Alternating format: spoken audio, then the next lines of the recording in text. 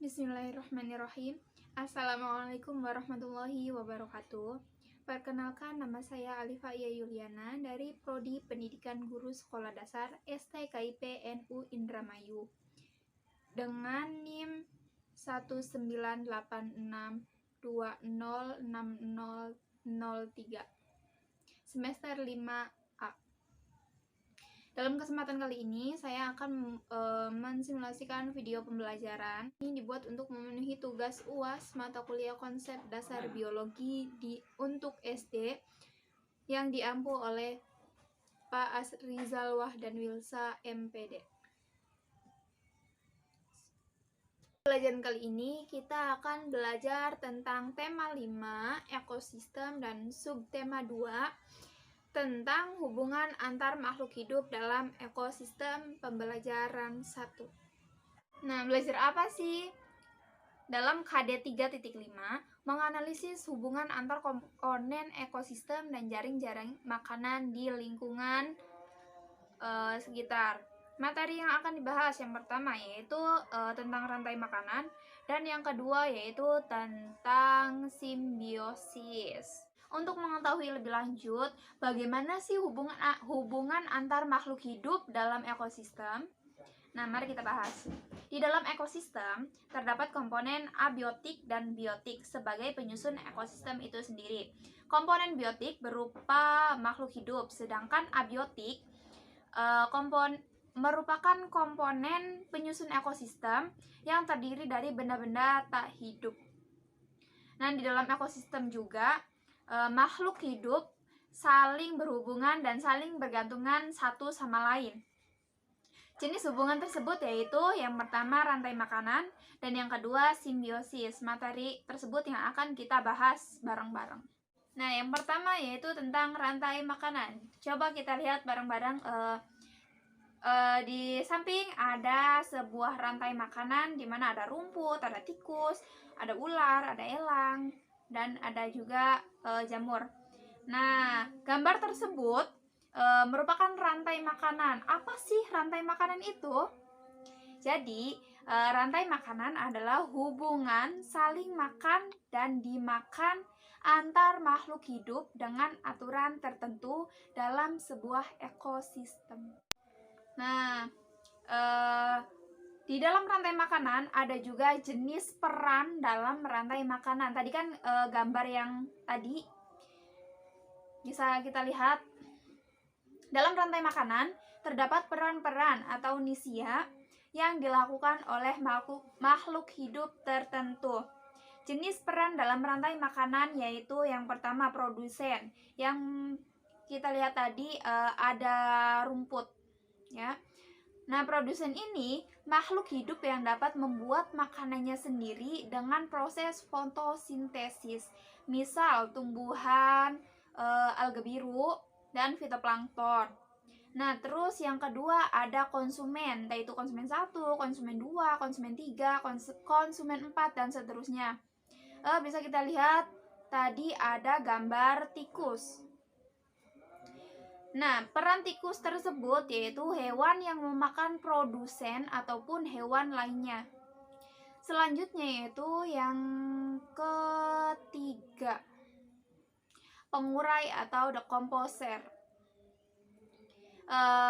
Makhluk hidup yang menguraikan jasad tumbuhan atau hewan menjadi zat hara bagi tumbuhan atau produsen, misal jamur, cacing tanah, dan bakteri. Nah, masih membahas tentang jenis peran dalam rantai makanan. Nah, bisa kita lihat gambar di samping.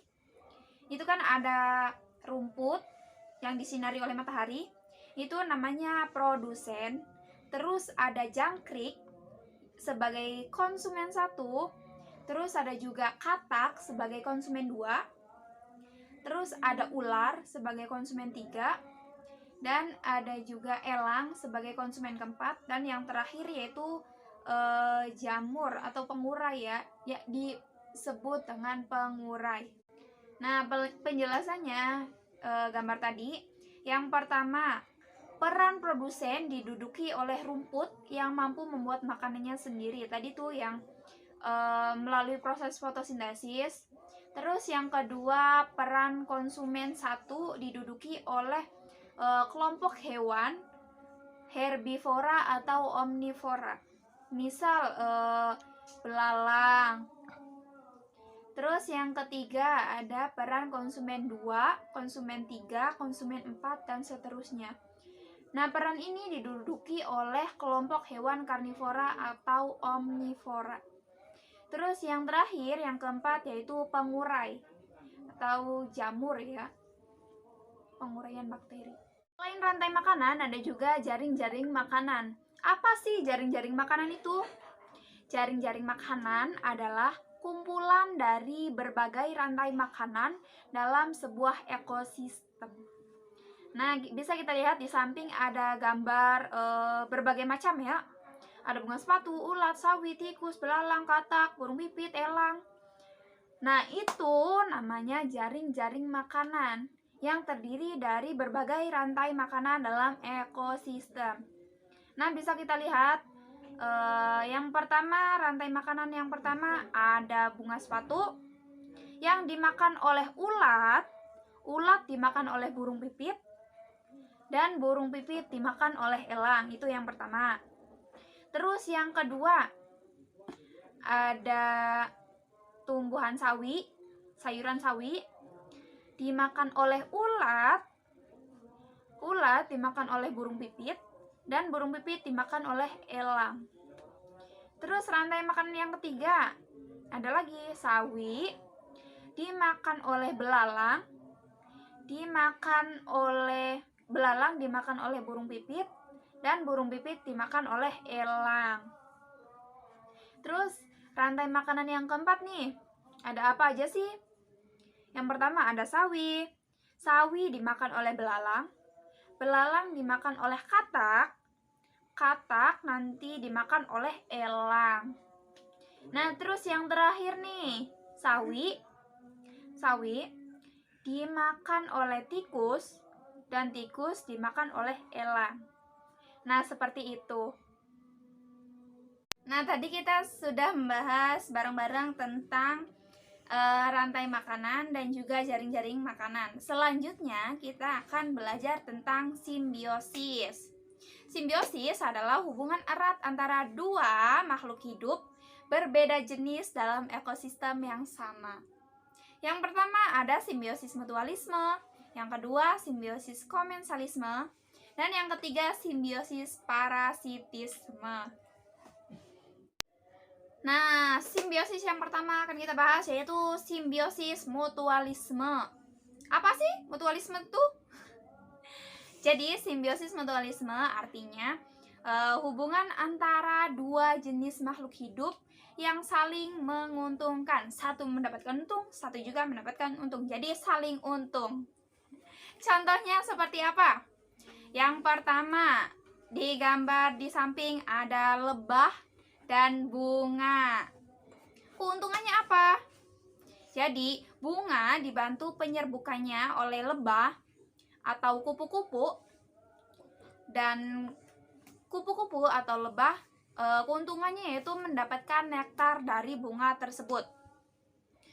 Contoh yang kedua yaitu bisa kita lihat di samping ada gambar seekor ikan badut dengan anemon.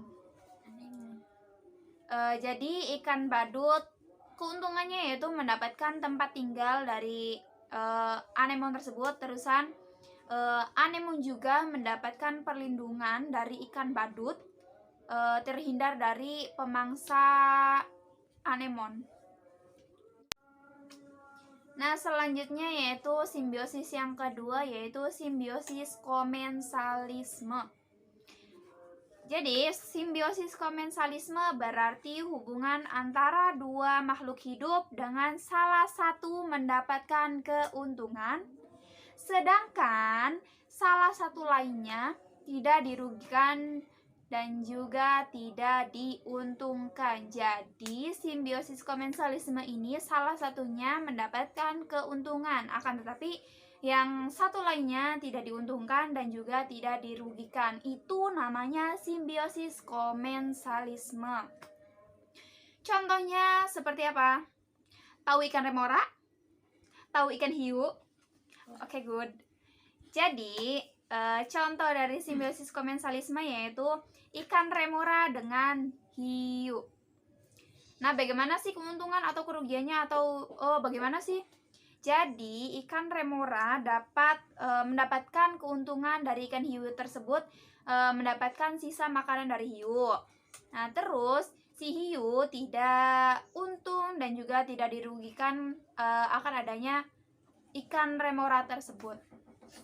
Simbiosis yang terakhir, yang ketiga, yaitu simbiosis parasitisme.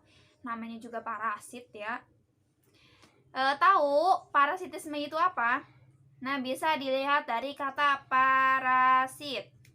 Simbiosis parasitisme artinya hubungan antara dua makhluk hidup dengan satu mendapatkan keuntungan dan satu lainnya mendapatkan kerugian.